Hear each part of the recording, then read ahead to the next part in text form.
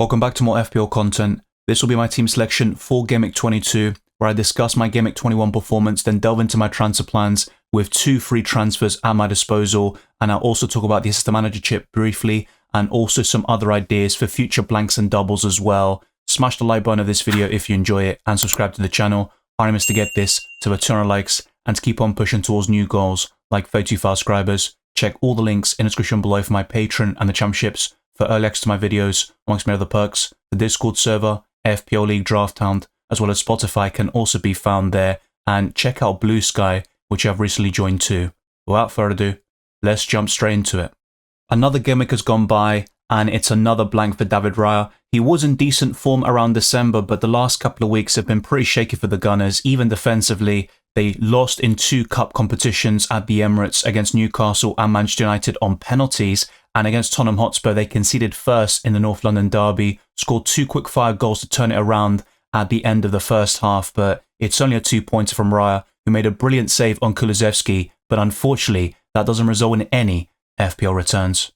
My defenders fared slightly better this week, with Joel Veltman keeping a clean sheet against Ipswich Town in a 2-0 victory for Brighton to end an 8-game winless streak for the Seagulls, but he got booked in the 91st minute, and that 8-pointer with a 2 bonus quickly turned into 5, and that ultimately was the difference between a green and a red arrow for me this week, especially after Amad Diallo's 12-minute hat-trick towards the end of the game against Southampton. But my second defender was Gabriel, who only got 1 point. He was booked as well towards the end of the match, and despite being pivotal for the equaliser, Dominic Solanke scored the own goal and Dragusin got a touch just before that, so Gabriel leaves away with nothing in FPL terms. He is still one of my favourite defenders in the game, but this Arsenal defensive double-up simply isn't working in the last couple of matches, and it would not surprise me if a lot of FPL managers start to deviate away from this and sell the likes of Raya or Gabriel, and they start keeping a lot of clean sheets because they've got some great fixtures after Aston Villa at home in Gameweek 22. But my final defender was the standout in this position in Robinson with 7 points, and it was a very fortuitous set of assists for Iwobi. Both of them were crosses, and Robinson got the pass before that. So in the end, you take that stroke of luck because ultimately in FPL, it has been very hard to come by in recent weeks.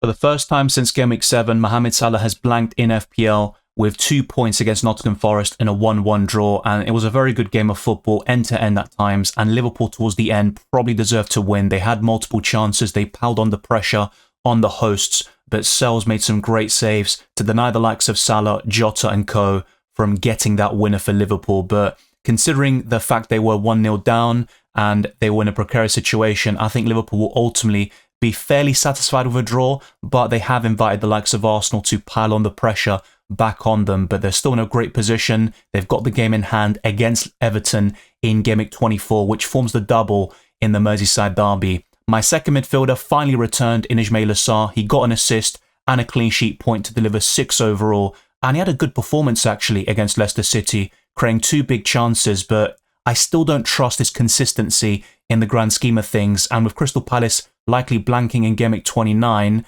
I do see Ismaila Sarr as a cash cow, or at least a area where I can upgrade to an Anthony Gordon, and it's a transfer I should have made in the first place, and that was a mistake of mine a couple of weeks ago, but I made my bed and at least Sarr was able to get something because it has been pretty grim reading since I bought him back in Gameweek 19. But to complete this midfield, it was another blank in Brian Mbeumo, who faces Liverpool at home next, and he was very close to scoring against Man City but was denied by Nathan Ake and a goal line clearance, but he had a good performance overall and he's been very consistent for Brentford even when he doesn't get goals or assists, and he is linked to multiple clubs like Arsenal in the January and summer transfer windows, but if he stays put at Brentford, he's just a talismanic figure on penalties, good underlying stats, and Brentford have great fixtures from Gameweek 23 onwards. And finally, Cole Palmer got another goal and another 10-pointer, but I have to say he was only kind of pipped in terms of the captaincy by a certain Isak up front, but he vastly outscored Salah, and I have to say those that went there did very well. My entire frontline returns, starting with Chris Wood scoring his first goal against Liverpool throughout his entire career and getting maximum bonus points. He has been one of the outstanding figures in this position all season, and he's got 28 bonus points for the campaign, which is simply ridiculous. When he does score, it is very unlikely that Chris Wood won't end up with a bonus point at the very least, and he did it against Liverpool. He's fixture proof, and it's Southampton up next. And also Isak, I have to say, he's the best forward in the game right now. He has been for several weeks, and the form he's showing is ridiculous. 9 games in a row where he has scored, and he could make it 10, 11, and maybe even 12 to break the all-time Premier League record set by Jamie Vardy. So I think Isak is just a brilliant option, but it is Bournemouth next. I think this is the most difficult game that Newcastle have coming up. I know Fulham at home in a couple of weeks isn't easy either, but I think if Isak can score in this game, he has got a fantastic chance of actually breaking Jamie Vardy's record, because after that, you've got Southampton away where it's almost certain that Isak will score. And finally, the most disappointing and frustrating asset, Nicholas Jackson, could have got 10 plus points easily against Bournemouth. He hit the post, he got booked, he missed another big chance. He had it all in that game, but he produced a brilliant bit of play to set up Cole Palmer for the opening goal. And Jackson is a good all-round forward. He's still quite raw and very young with a lot of potential, but his finishing can be erratic. Ultimately, the difference between a green and a red arrow for me this week was my choice of captain. I was on Isak throughout the entire week in my team selection and my transfer plan videos, but in the end I went for Salah, and that cost me big time, and I should have stuck with my principles and also my initial pick of Isak, and at least Salah blanked and Liverpool dropped some points. That's the only kind of solace I can take from that captaincy decision, but the likes of Palmer and Isak vastly outscored him, and I did highlight Gameweek 21 as a great opportunity to go against Salah because Nottingham Forest have been so solid all season. But I got 66 points despite returns from Veltman, Robinson, Palmer, Sarr, Isak, Chris Wood and Jackson. It was still not enough to get that green arrow, and my rank went down to 487,000, which isn't good enough, but I'm still not too far away in terms of points from the ranks I want to be at. And with 2 free transfers and a lot of chips at my disposal, essentially every single one of them, I've got a great chance to push up through the ranks. The triple captaincy is the only thing that I've already used, and I used it very well at least back in Gameweek 2. But the bench boost, the assistant manager chip, the wild card, and the free hit are all going to be very powerful in the second half of the season. It might seem very strange to make a goalkeeper transfer, but I am looking at selling David Raya to fund a move in the midfield, and Sells or Pickford are the standout goalkeepers to replace him. I think Jordan Pickford is the most logical choice. He's got a double in Gameweek 24, and with David Moyes coming in, we could see a managerial bounce despite the 1-0 defeat against Aston Villa only a couple of days ago. But Sells is facing Southampton next, and Nottingham Forest are fairly fixture-proof. They're still third in the Premier League table, and they've conceded the least amount of goals behind Arsenal, and in terms of clean sheets, they've got the most of any team in the country. Sells has got the most points with 97. He's 3 points shy of the Centurion mark, and he could easily surpass that with that Southampton game alone. Then you've got some kind of difficult fixtures afterwards, but the same can be said about Everton, who do face Leicester in Double Gameweek 24, but also Liverpool, where I don't expect anything despite the 2-0 win against them at Goodison Park last season. So if I do replace David Raya, it's going to be Sells or Pickford replacing him. Let me know your preference down the comment section below.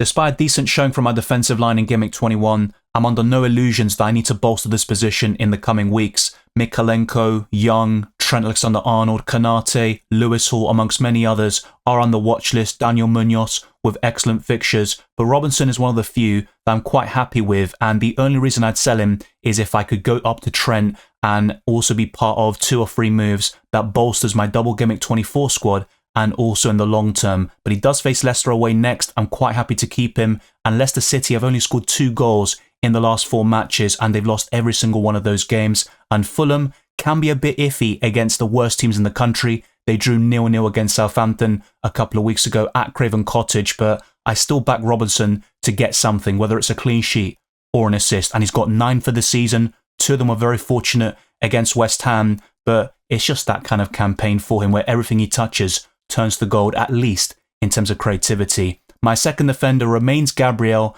facing Aston Villa at home, and it's going to be a very tricky game. I think Aston Villa have got the quality to really punish Arsenal for their missed chances. Their attack is extremely blunt at the moment. They should have scored 3 or 4 against Tottenham at the very least. Never mind against Man United and Newcastle, where they also had multiple big chances. If they don't put them away against Aston Villa, they're going to be punished like they were back in April last year when Aston Villa got a 2-0 win at the Emirates, and Arsenal were in much better form at that stage of last season. But my final defender could be Colwill. The alternatives are Van den Berg against Liverpool at home and Veltman away to Man United. I think Colwill is the least worth of the three, but he's facing Wolves, and the reverse fixture was 6-2 in Chelsea's favour. But if you look at the last campaign at Stamford Bridge, Matheus Cunha scored a hat-trick, and Wolves got a 4-2 victory.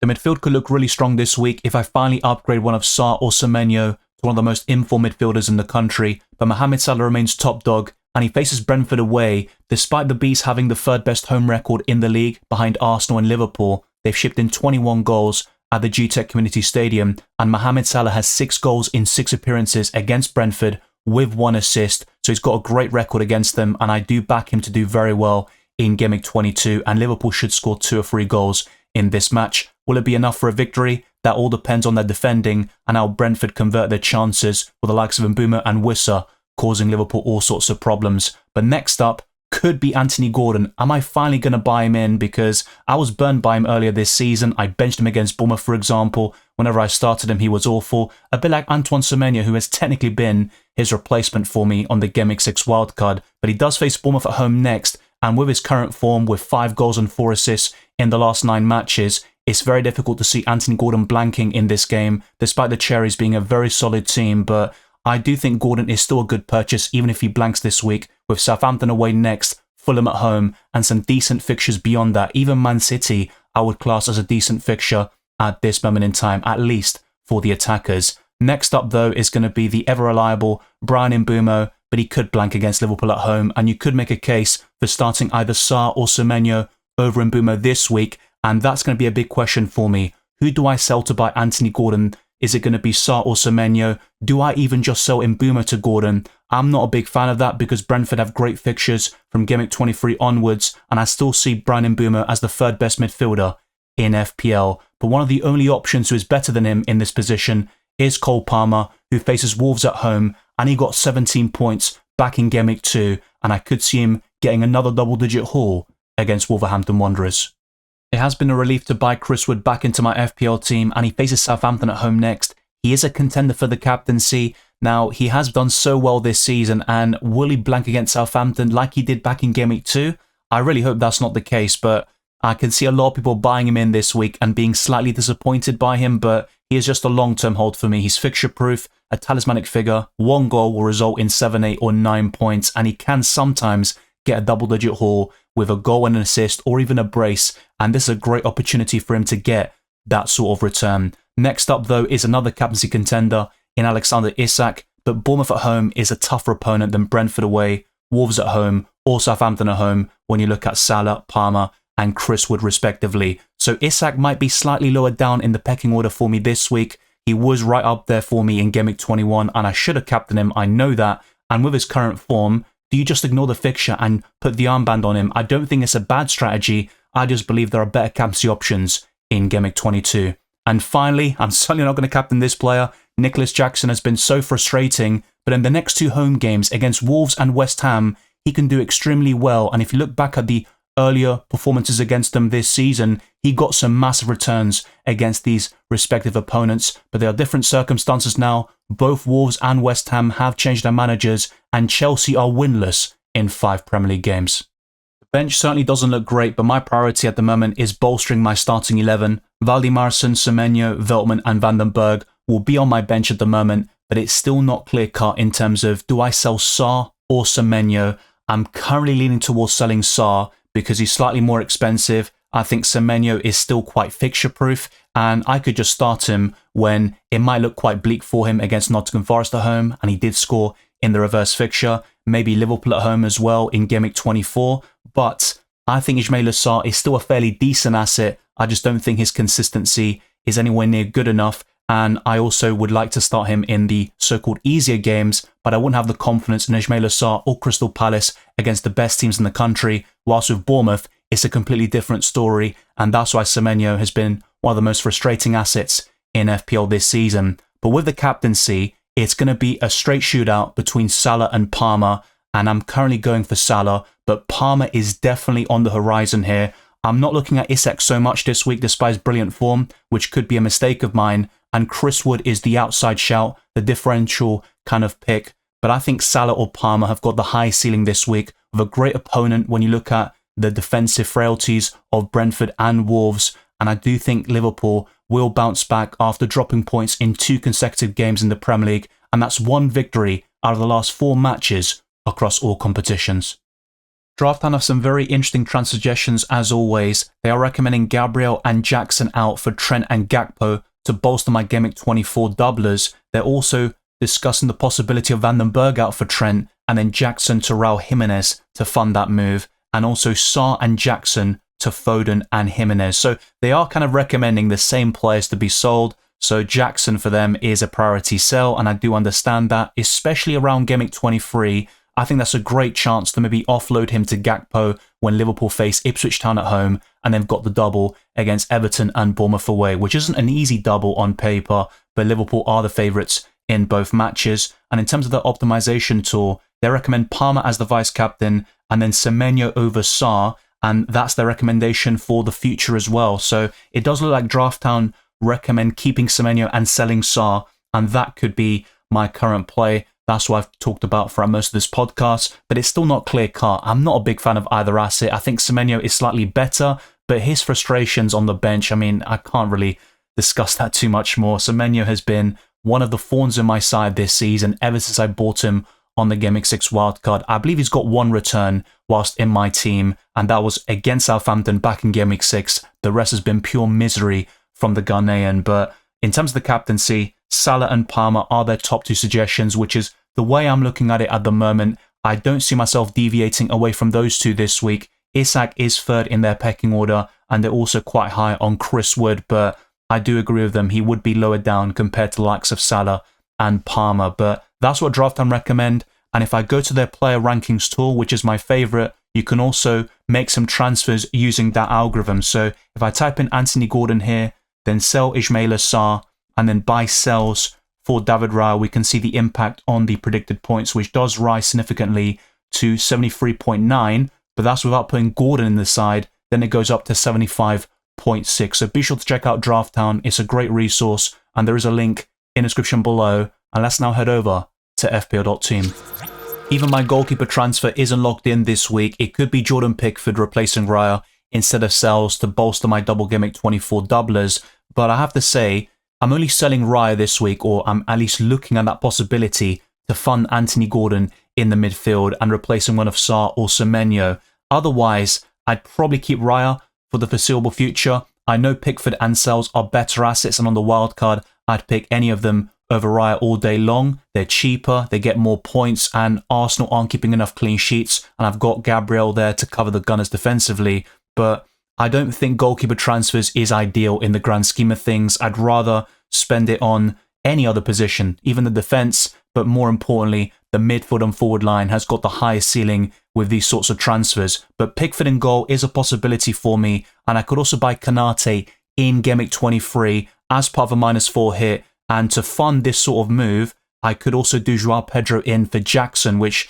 isn't ideal on paper. I also sold Joao Pedro not so long ago, but what that allows me to do is in Gameweek 24, I could triple up on Liverpool with Arne Slot as my assistant manager, and also you have to bear in mind, with your assistant managers, they do take part of your triple ups, so you can't have Kanate, Trent, Salah and Arne Slot. You need 2 players and the manager. Otherwise, you stick with 3 players and forget about the assistant manager chip. And also, they take part of your budget. So I need a little bit of money in the bank if I want to go for this sort of play. And there is the possibility of Fulham and Spurs doubling in Gameweek 25. If that's the case, I think using the assistant manager chip in Gameweek 24 could be very powerful. You go for Arne Slot in Gameweek 24, then you switch to a doubler like Marco Silva or Ange Postecoglou in Gameweek 25, and you get 4 games in 2 game weeks from your assistant manager chip. And don't forget, this chip will be active for 3 game weeks, and you can't use any other chip during that time frame. And I'm quite happy to save all my other chips for later in the season, like the free hit, which could be used in Gameweek 29 for me, especially if I commit to Anthony Gordon and players that are likely to blank in Gameweek 29, amongst others. And in future doubles like Gameweek 33, I could use the wildcard just before that and then bench boost in Gameweek 33, for example. So there's a lot up in the air. I'm keeping my options open, but I think the windows in terms of when you can use certain chips, it's going to be kind of thinner and more limited compared to previous seasons because we aren't getting as many doubles or blanks as we did in the past. Thank you very much for watching this video and listening to this podcast. If you enjoyed it or found it useful, then be sure to smash the like button and subscribe for new, hitting that notification bell in the process. Let's try to get this to the 200 likes and let's keep on pushing towards new goals like 32,000 subscribers. Follow me on Twitter and Instagram, DylanRCM, and check all the links in the description below for my Patreon and the championships, for early access to my videos, amongst many other perks. The Discord server, FPL League Drafthound, as well as Spotify can also be found in the description. The same goes for Blue Sky as well. I wish you all the best of luck for Game Week 22 and the rest of the season. Keep your eyes peeled for UCL fantasy content, which returns this weekend.